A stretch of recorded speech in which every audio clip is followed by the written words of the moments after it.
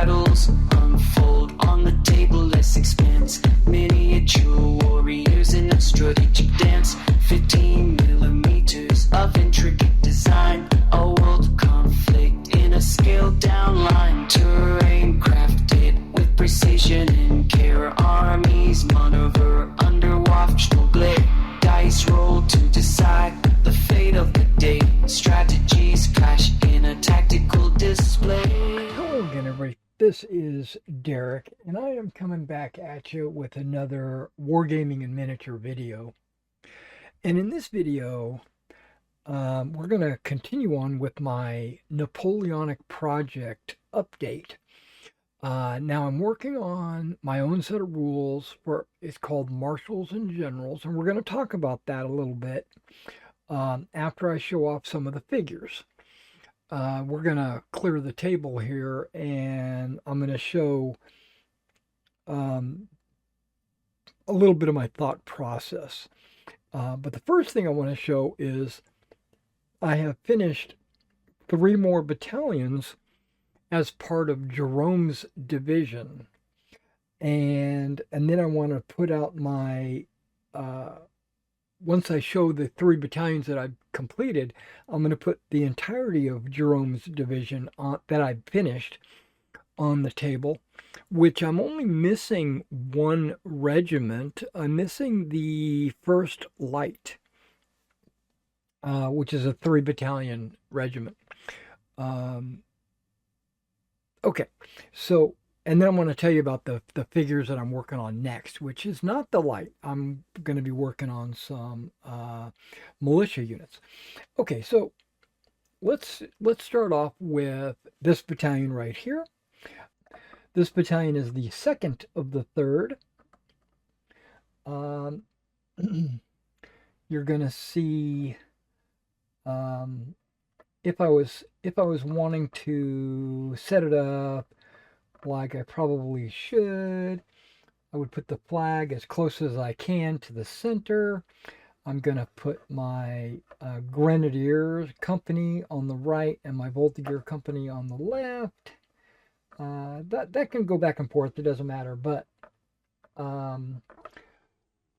what I've done here is I've made each rank a different company, so of each base. So these 3 figures are the Voltigeurs, and these 3 figures are 1st company.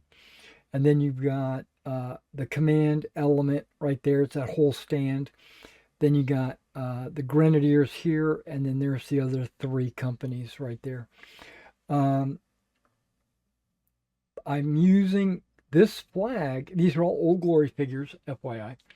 The bases are on 40 by 30. That's what I plan to use for my rule set, is 40 by 30 bases, 4 base battalions. And the flags are, well, one of the flags, that one, is specifically a Fighting 15. That came out of the Fighting 15 set. The other 2 flags that you're going to see today came out of the GMB 2nd and 3rd battalions. I noticed that the Fighting 15 flag is, each one of the regiments has a unique 2nd and 3rd battalion flag, as opposed to the GMB 2nd and 3rd battalions. Those are kind of generic. They're kind of like the same for every battalion. So I actually appreciate the Fighting 15s. I like the Fighting 15s better than GMB, believe it or not. Okay, so you'll also notice that on the 3 battalions that I finished this morning, I painted the base edge with a dunkelgrün, and I also used the texture paste, the brown mud from Vallejo, right? I used the the brown mud as opposed to the European mud. Okay, you can see it's a little bit darker. And so these 3 battalions I'm about to show you are going to have a different texture or different color texture. So you'll have to be the judge on whether or not you like that texture or not. Okay, so that was the 2nd Battalion of the 3rd Regiment. And I got the 1st Battalion over here. The 1st Battalion I had completed months ago. Now this one is the 2nd Battalion of the 1st Line Regiment. This is a GMB flag. Something I want to point out is that you're going to see an eagle on every battalion because the Old Glory miniatures come with an eagle standard bearer only. It doesn't come with any different standards. Doesn't come, so no spear tips, no apple truck or anything like that. So now I could probably go in with a knife and I could have sculpted that, but I felt that that would be taking it one step too far.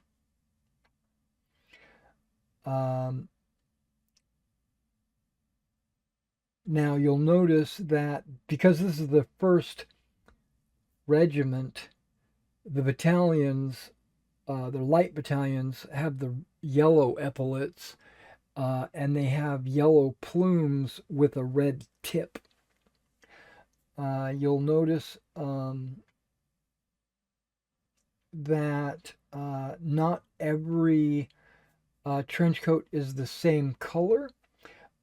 There's a dominant color on every battalion, but the like this one I think is gray, but there is a couple of brown or tan ones. There's also a couple of green ones in there, but basically, and the Shako covers have a variety of different colors on them. I kind of randomized that a little bit. Well, not so much. I did a predominant color, and then I did like 2 each of the other colors of trench coats.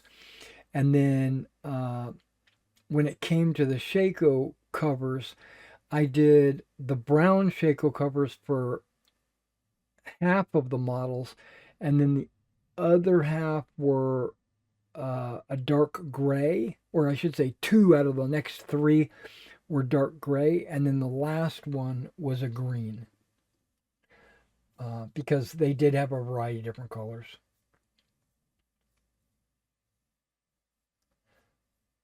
Okay, so that was the 2nd Battalion.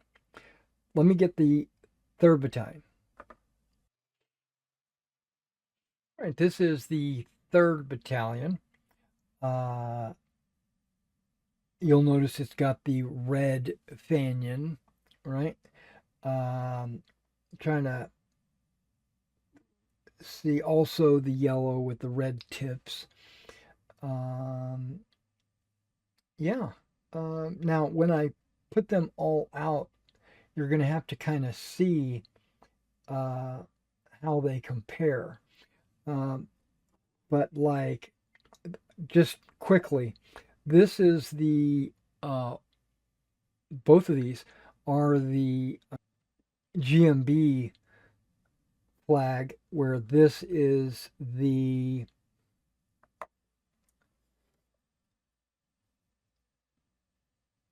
Fighting 15 flag, and you can kind of see how they're different, you know, which is good. I like a little bit of variety. Variety is the spice of life. Okay, now with leaving the 3rd Battalion out there, I'm going to go ahead and, now those are all 3 of the battalions that I've completed. I'm going to put the 1st Battalion out, and I'm going to put it right behind them, mainly so you can compare the flock. Okay, now this I can tell just by staring at it, it is wet mud. It's also a very dark color, but it's just more shiny. This is the Vallejo mud. This is it's the MiG ammo dark mud. Okay, give me a second to actually pull out my entire uh, sixth division, what I've got completed, just so you can see what that is. All right, be right back. All right, guys, we are back. I got the entire Jerome division out that I've got finished. I've got Soy. Nope, I'm sorry. Bowden over here, right? Yeah, Bowden. And I have Soy over here. Yeah. These are the two brigade commanders. You got 1st Brigade and you got 2nd Brigade. Now, 1st Brigade has the 3rd line, which is only 2 battalions strong, but it also has supposed to have the 1st Light Regiment, which has 3 battalions. So that's what I'm missing out of Bowden's brigade. Now, Soy has his entire brigade here. He's got the 1st line with the 1st, 2nd, and 3rd battalions, and he's got the 2nd line with the 1st, 2nd, and 3rd battalions. There is a 2-gun artillery battery right here. This is the divisional, and limber. This is the divisional battery. And then, of course, you have Prince Jerome Bonaparte right there. Okay, so yeah, so this division is almost finished. Once I get those, this is part of the update. Once I get the 1st Light finished, then I will have all 3 infantry divisions finished. And I will only have the cavalry left to go. So, looking at the texture paste and the flock and everything else, I'm not seeing. I mean, it is obvious that these 3 battalions are the ones that I just did, and they do have a very dark texture paste on them, but now these 3 here have looks like the Vallejo dark earth, which is just plain old dark earth, and the Vallejo dark earth is really a dark gray. So the texture paste on these 3 is gray, and I don't really, I'm not going to use gray, but at least it lets the regiment, it makes the regiment stand out on its own. But I'm going to continue to use this Vallejo brown mud going forward. That's going to be my go-to mud for a long time. Periodically, I'll be using the European mud, but it varies on what units I'm going to use it on. These artillery guns, let's see if I can get the camera to point down. These artillery guns have not the brown earth, or they don't have the brown mud. They have what's called the brown earth, and you can see it's kind of a little bit more red brown, which is okay, but I like that pure brown on that. I don't know. I fell in love with this after I put it on the models. It's nice and thick. It really comes out of the tub very thick. And now I need to go back over some of these models and paint the edge of their bases, I left them kind of brown because brown works perfectly fine, but I think the dark green looks better in my opinion. So I'm going to go back over those and not leave them like laser cut brown. All right, let me pick these up and then put them in the tub, and then we will talk about uh, my Marshals and Generals game here in just a second.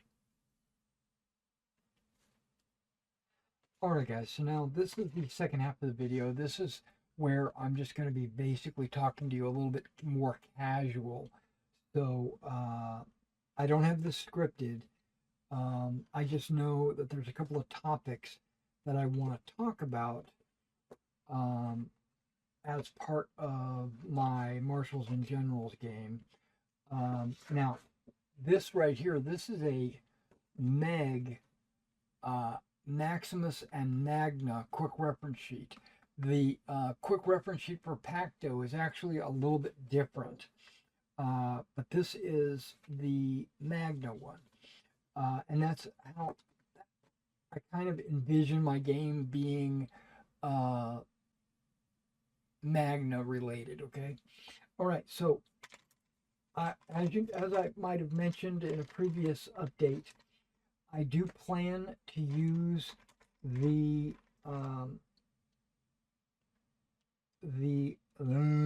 what am I trying to say? The specialty dice for mag in my mag game. Okay. I've got a few sets of dice in there. I'm glad because I'm having a hard time finding these dice now. I might try to get them direct or something. I'm not sure where I can get those dice. I used to get them through Army Plastic Soldier Company, but now I don't know where to get them. Okay, but either way, luckily I got more than enough for myself. All right, so this is the dice scale, right? And I don't think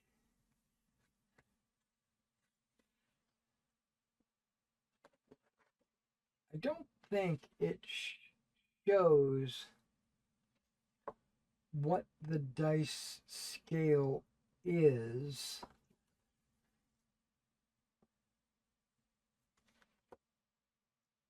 No, not on this card. Okay, but basically, if you take a red die, you can see that every side has a symbol on it. And there are 2 skulls.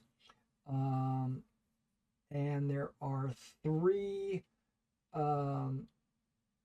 swords and 1 S. So you're going to get something out of the deal, right? Now, if you look at this one, it takes one of the skulls away. You still have the 3 swords and the 1 S, but that skull is converted to a blank, right? So think of it like a D6, 1 through 6 is a result, right? And think of like 5 and 6 would be a skull, right? But this is like a D6 minus 1. So you can never get a 6. You can only get a 5. That's your 1 skull. But you can get a 0 now, and that is the blank, right? So it's these can be just regular D6 as long as you know what each of the numbers represent on each color. And it's not hard, right? Think of this one like a -2. No, it's not a -2 because it still has a skull, right? It has 1, and it only has 2 swords and 1 special, but now it has 2 blanks. So on this die, it's like a -2, but it converted one of the best swords into a skull.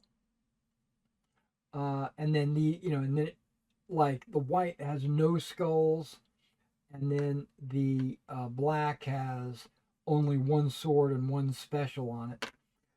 So it gets worse. It gets like dramatically worse with the white and black die. But yeah, okay. So what I'm planning on doing is using these dice for my my shooting and melee, right? Now when it comes to this set of rules, you have, and it's something I'm not going to be using. It has a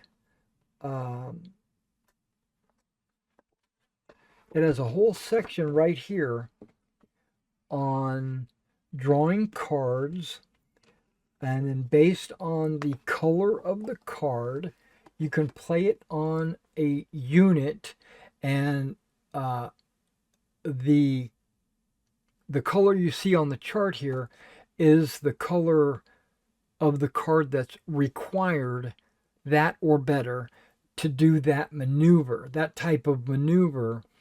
And the reason why it's got 4 columns is because there are 4 types of troops that can receive cards, like drilled or tribal or formed or whatever. And each one will get you a different column. And then based on the cards you receive from your commanders, you would play that and then say, I'm going to do a advance and contact or whatever, right? I'm not using the prompted action table, right? I'm going a little bit more traditional, and I'm going to allow my troops to either move once, twice, or 0 times. So 0, 1, or 2. It'll have nothing to do with dice, nothing to do with die roll activations like black powder or anything like that. It's not going to be like that. I am going to have generals. The generals are going to have a radius, and if your unit is within that radius, then 100% chance that unit can be activated. Period. So every unit that's within the general's radius will receive an order.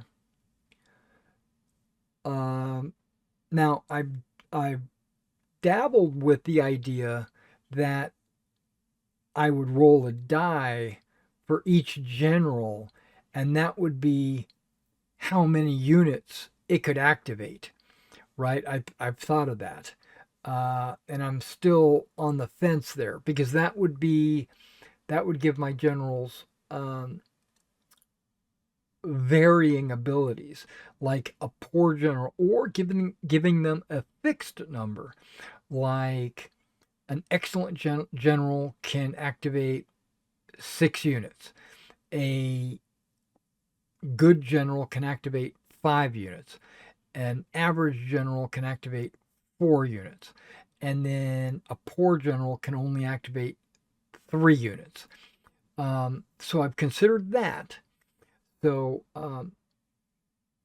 I'm not sure where I'm at. I'm on the fence on the general activation rules and the area of effect of the general. So, but that's not what I wanted to talk to you about today.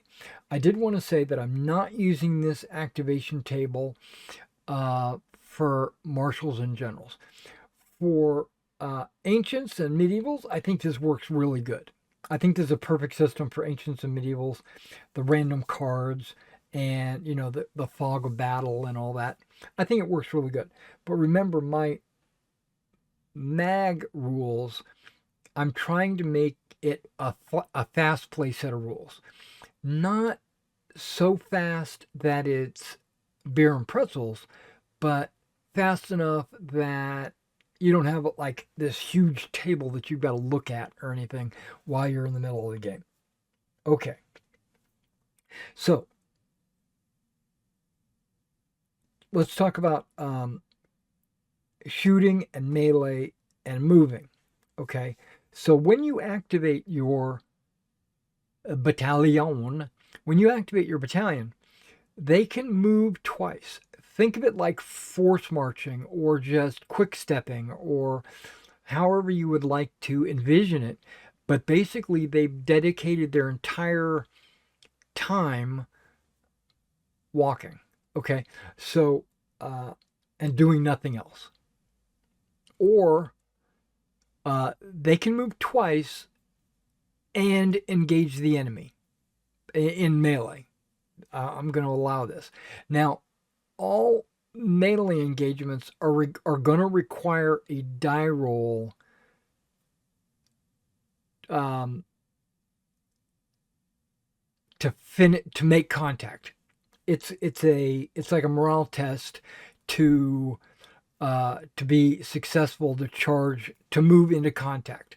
So that would be considered a charge. 2 actions into the contact, right? Or if you just want to do 2 actions across the field, you can do that. And there's no charge die roll needed for that. That means they're just busy doing whatever they're doing off to the side.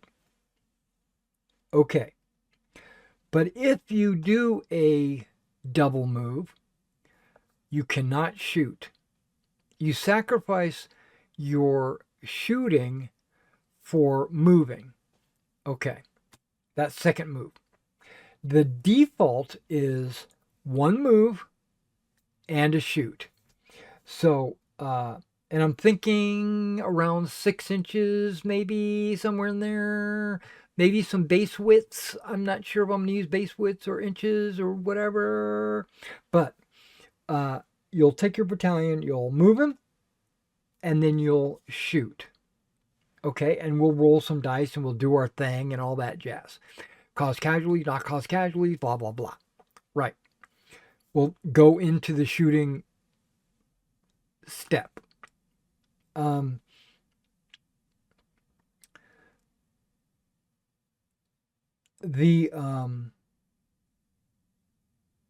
Now, I also said, remember, that you can move 0 times.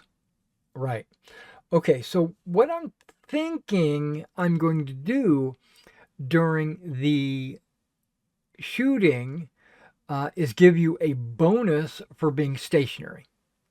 So basically, you're set, you're ready to go, you're steady, you're not firing on the move, you're able to reload quicker and get more shots out, because a unit that's moving and shooting isn't going to be reloading as fast.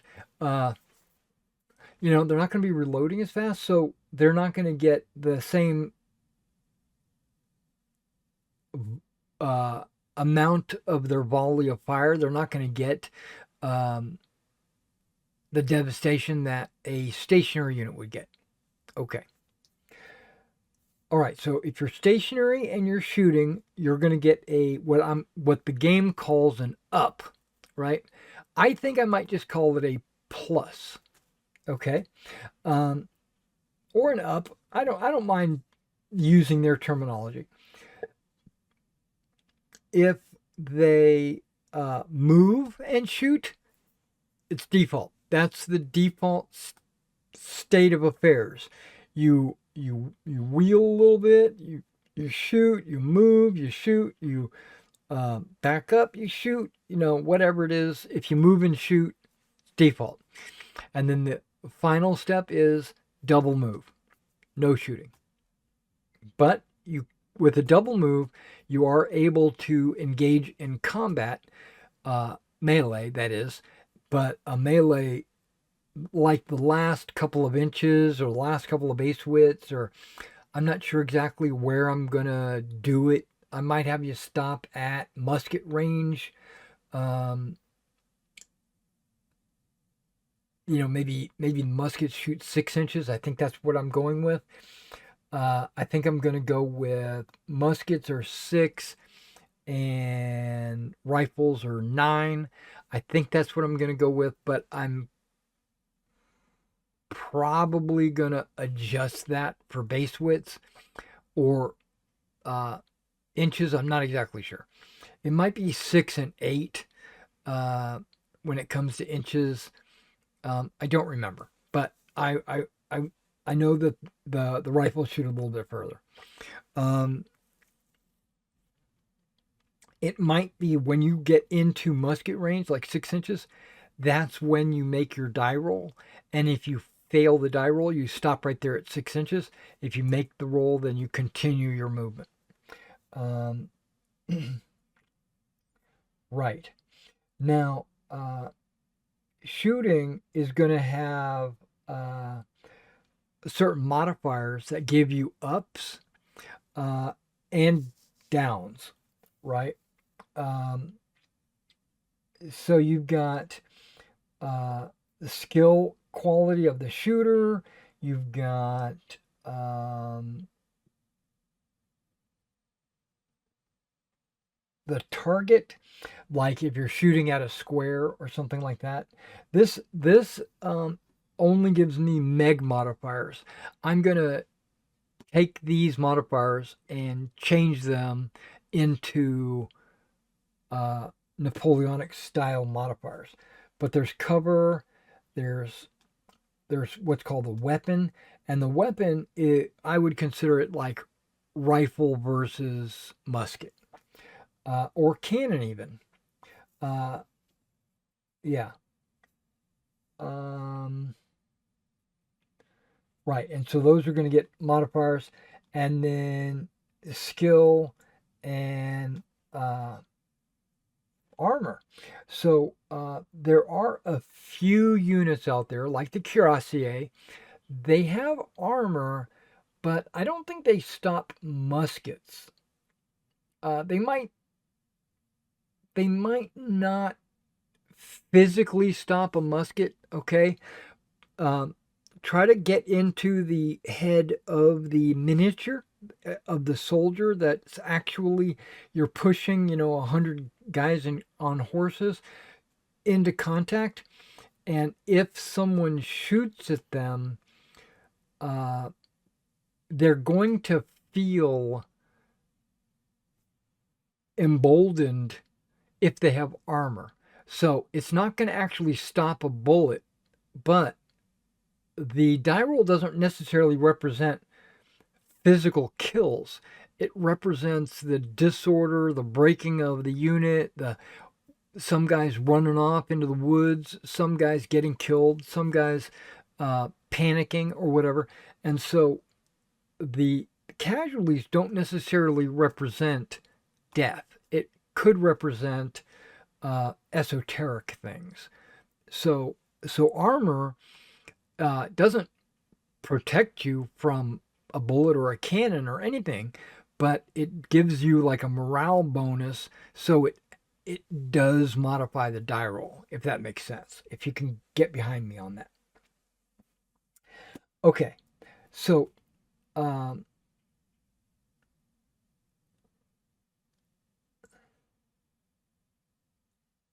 now there's like the default die roll. I think it's green. Um, now Meg starts with white for shooting, right? But think of these as well. Okay, it starts with white, and it can go up or down from that. Um, it's probably going to be white most of the time. So your shooting is mostly only going to do a cross swords or an S. Um, in in in my rules, S means it's a special result. But what it's going to do in the game is disorder the troop, or think of it like suppression. Um, it's not necessarily a wound. It could be, but so that's what I plan to do with the die rolls. I'm planning to go with ups. So, um, like if you start with, if you get two ups, you roll a yellow die, right? If you have three ups, you roll red. But then he has cover and it gives you a -1 down. You go back to yellow, and so that would be the die you roll, right? All right. Now the results are um, skull, swords, and S. It could be considered slowing effect. It could be considered special or suppression. What I'm going to do is um, I'm not sure how I want to do like stand and shoot. Like if someone's charging you, do you get a free shot at them? I think so. And if you get an S, then you'll stop them in their tracks, right? Or at least slow them down. So maybe take a base width off or two base widths. So if they've got enough movement to hit you and have an extra base width, and you only slow them down by one base width, they're still going to be able to make contact. But then again, you can do extra damage as well. So I'm thinking I'm going to do that, and I'm going to include that into uh, melee. So I'm not sure exactly if I want to even do that. I'm not sure if I want to have any kind of like stand and shoot kind of activity. I think I do, but I'm not sure if I do. Okay, so we'll have to figure that out. Um, all right, so a skull. No, I'm working my way up. Cross swords. I'm thinking, and this is just bear with me. Does 1 point of damage. It applies what I'm going to call a hit. So you get one hit for every cross sword. And I'm thinking a skull gives you 2 hits, and an S gives you 0 hits. It just gives you that special effect. So because we're not removing bases, right? What I'm doing is I'm applying hits to a unit, and when they receive enough hits, they're eliminated. Okay, they're just pick them up. Now, how many hits is that going to be? That'll be determined by the troop quality and the their morale and how big the unit is, and there's other things that might affect how many hits a unit can take. What I'm thinking is double their bases. So if they have not double their base, equal to their bases. So if they've got 4 bases, they can take 4 hits before they're eliminated, or 4 hits will put them in a like a routed or a incapacitated or ineffectual state. And if they take a 5th hit, like they go 1 over their number, then they're eliminated. I'm kind of thinking that. Not like when they equal it, it's got to be 1 over. Now, alternatively, what I'm thinking is you can take hits, but then you can remove hits. If you have a general and it wants to use one of his activations on your unit to rally, you remain stationary, but you'll roll a die. I don't know what the numbers are going to be, but it's going to be fairly low. Like you need to roll a 6, like a 1 in 6 chance. And then certain generals might get a plus to rally. So you might get an excellent general, an awe-inspiring general or something like that. He might give you a +2 on the die roll. So in that case, a 4, 5, or a 6 would let you rally 1 hit. That's right. I said it. 1. I want units to be eliminated fairly quickly. Remember, like I said, I want this to be a fairly fast-paced game. So shooting, if it is based on the white die, you're only going to get 1 hit 1/3 of the time because there's only 2 swords, right? So it's going to take you a while to eliminate a unit by shooting at them, unless you have a bunch of ups.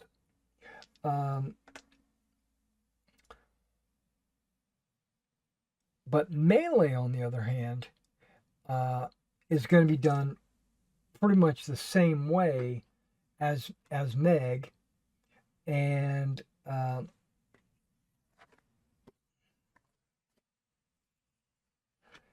there is what's called the charge ups, and then you have the melee ups, right?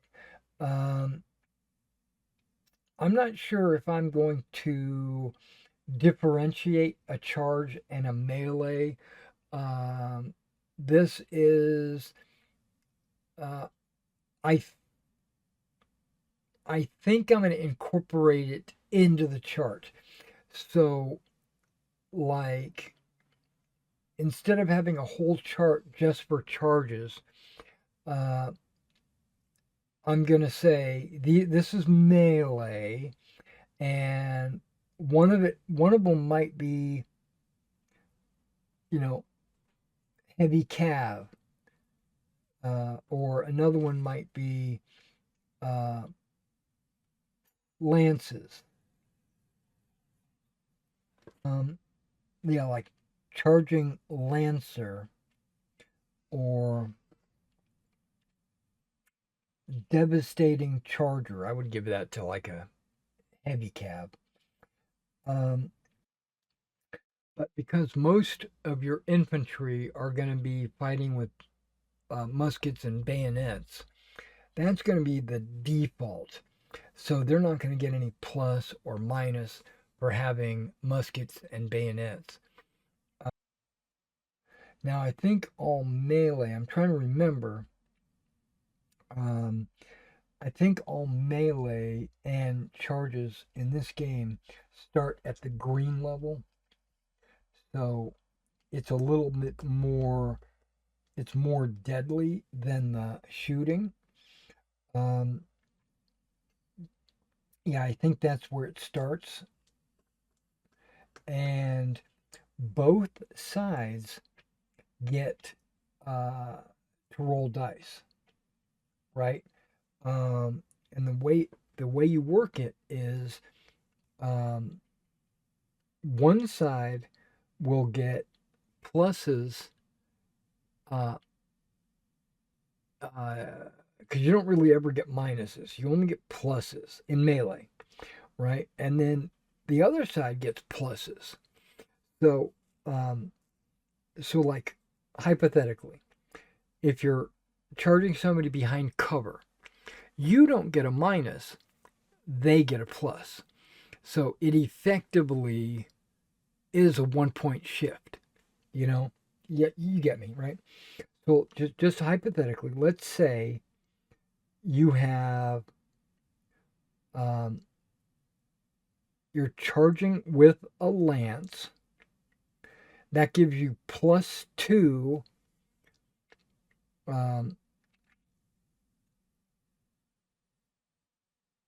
that gives you a +2 ups. And then the defender, let's say they have cover of some kind. I'm just going to say maybe a square versus cavalry, let's just say. And let's say they get 4 ups. So what'll happen is, I'm just making all these numbers up right now. So the defender will have 4 ups. The attacker will have 2 ups. So what'll wind up happening is these 2 and these 2 will cancel. So the defender will have 2 ups, and the attacker will be what's called down. Okay, so not down 2, right? Which is technically where they would be, right? But it's just called down. So if you're down, you go white. And with 2 ups, you go yellow. And that's based on this chart here, right? 2 ups equal a yellow. Equal is a green. Equal and 1 up is green, so you start at green. Because you were down, you go white. And because you were up 2, you get the yellow. If you were up 3, it would be red. Okay? Never roll black. Well, that's not true. There is a time when your opponent would roll a black, but that's only if you have 4 or more ups over your enemy. Okay. And you would roll one of these. The way it's going to work is one of these dice for every base in contact. So if you've got a 4-base formation and you got 2 bases in front and 2 bases behind, you're only contacting with the front 2 bases. So they would both have yellow. So you'd basically be rolling 2 yellow dice in this case, in the case that I'm talking about.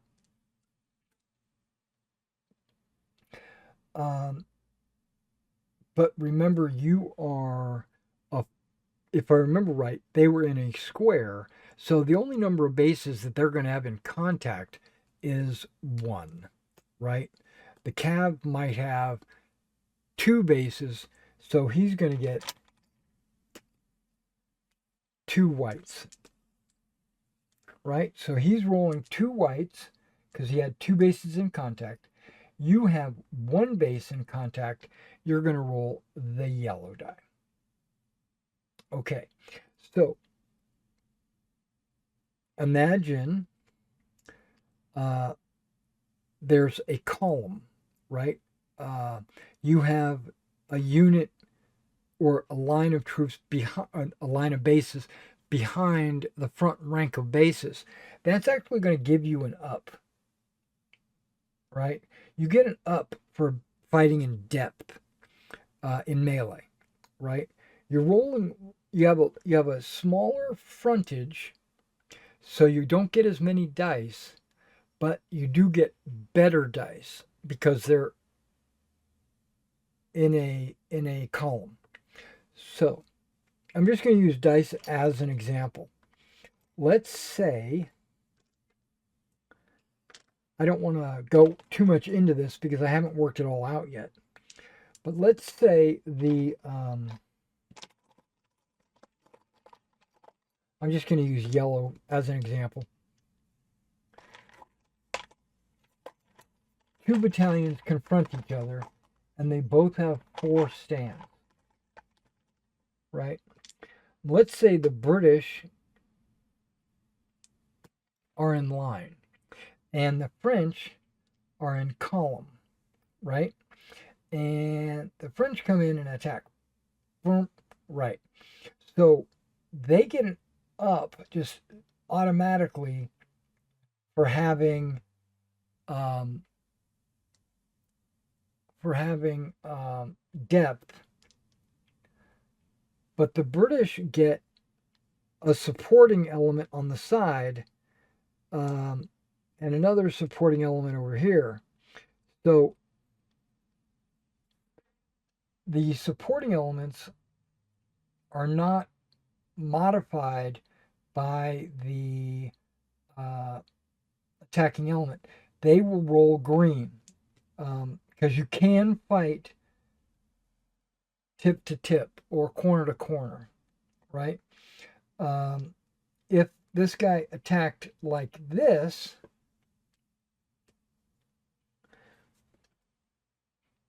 I would force this player to decide, does he want to shift left and align with those, or does he want to shift to the right and align with those? Most likely, he's going to want to align with this, because now he's taken this guy out of the fight. This guy is going to roll green, and then you'll have to determine the ups and downs for these guys. If it's all bayonets, they would only be 1 up, and 1 up is still green. So this battalion would roll 2 green dice, because 1 up doesn't give him an extra die. This guy is going to roll a green in support, but also his green for, well, no, if he's 1 up, he's going to be down. So this is going to automatically go to white.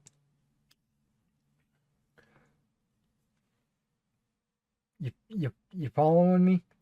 So this guy's going to roll 2 yellows. This guy's going to roll a green and 2 whites. Did you follow along with all that?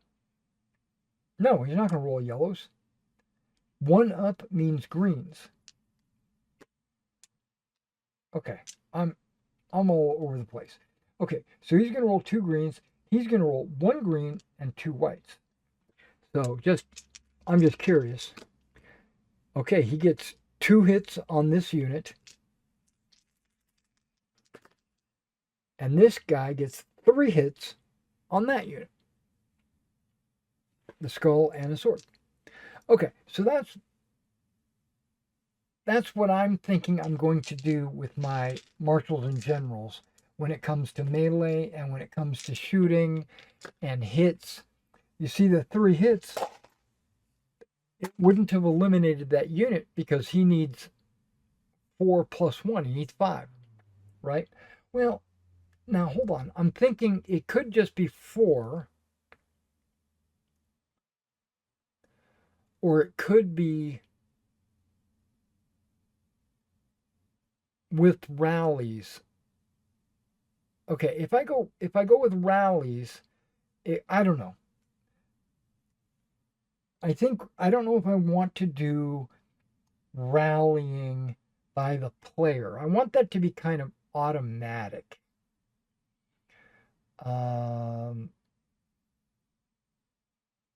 Maybe if you don't have to roll a die, maybe you just activate the unit and say they're rallying and take a hit off, but you can't rally while in melee. That requires a general. If they're not in melee, they get 1 free. I don't know. That's where I'm thinking. That's where my mind is going. I just wanted to give you an update on where my rules were and where I was kind of going to. I thought about a rule set where, and this I've discarded it, but let me just tell you what I thought about.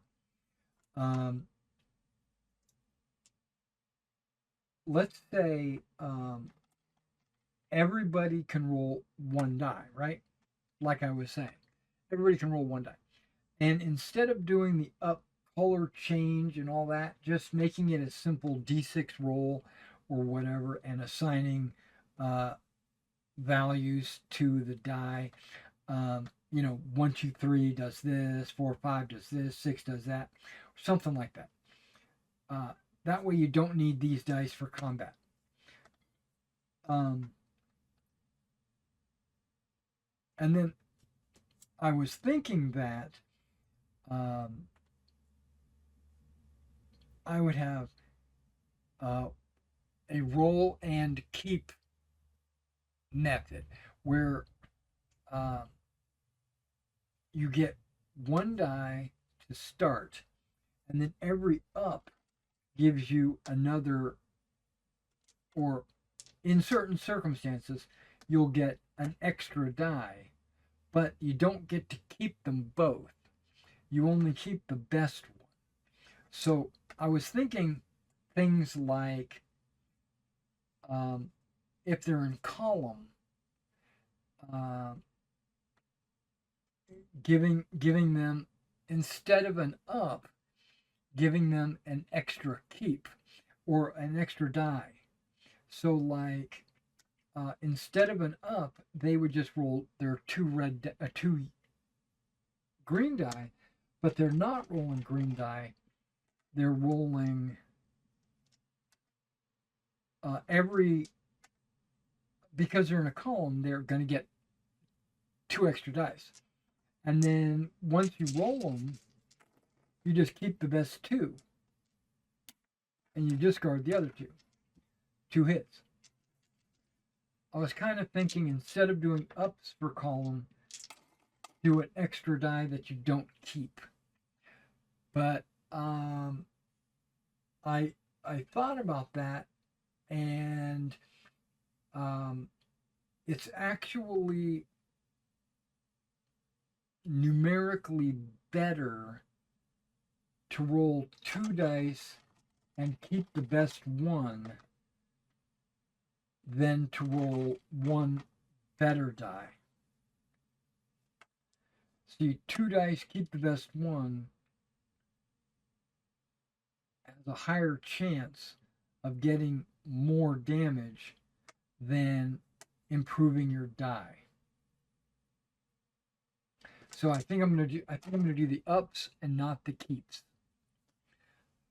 All right, guys. Well, thanks for coming out and checking out this video. I know it went on pretty long, but I had a lot that I wanted to talk about on my Marshals and Generals. And oh yeah, I've started. Last thing. I'm not going to go too much further.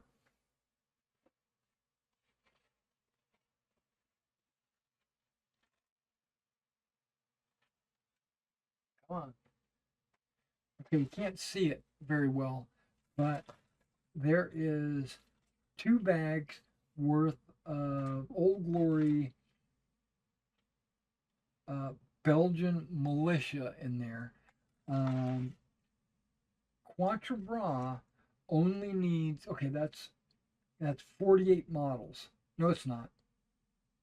It's almost 100. It's like 96 models or something like that. It's almost 100 models.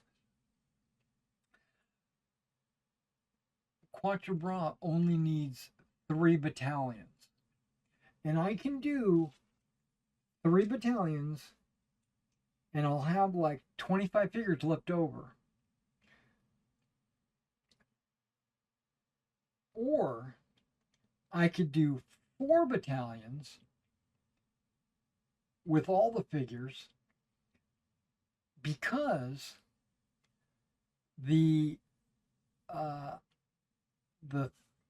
because the second Netherlands division has 3 militia, but the third Netherlands division has 4 militia battalions. So I was thinking I could do all 4 now, and then I'll do the 3 for Quatre Bras, and then I'll have 1 ready to go for whenever I do the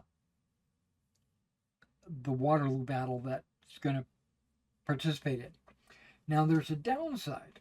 Okay, that is the upside. I can do all 4 battalions. That's what I think I'm going to do. But the problem is, it comes with 8, the 2 bags came with 8 command groups, right? It came with 8 drummers, 8 standard bearers, 8 officers. I only need, if I do 4 battalions, I only need 4 of each of those. So I'm going to wind up having 8 command stands when I only need 4.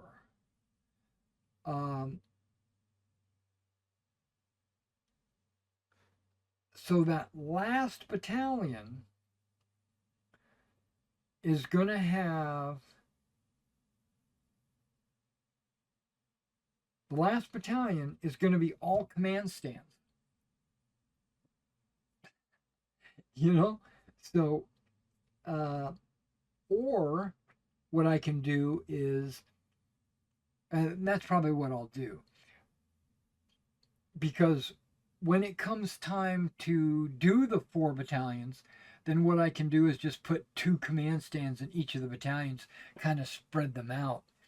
But yeah, I'm going to give each one a unique flag for their unique regiment or unique battalion. And there'll just be a lot of flags. But it all works out. It all works out. I have enough figures to do all 4 battalions. So it's just that I'm going to have an excess number of command stands. And I won't use them in Quatre Bras. But when I go to that, if I do that Waterloo battle with the 3rd Regiment or the 3rd Division, then those militia will just have too many command stands. Which, that's fine. It doesn't hurt anything. All right, guys. Yeah, these are the ones I'm working on right now. I've already washed them. I need to file their bottoms and put them on their popsicle sticks, which I haven't put any tape on yet. And that's where I'm at. All right, I'll catch you in the next one.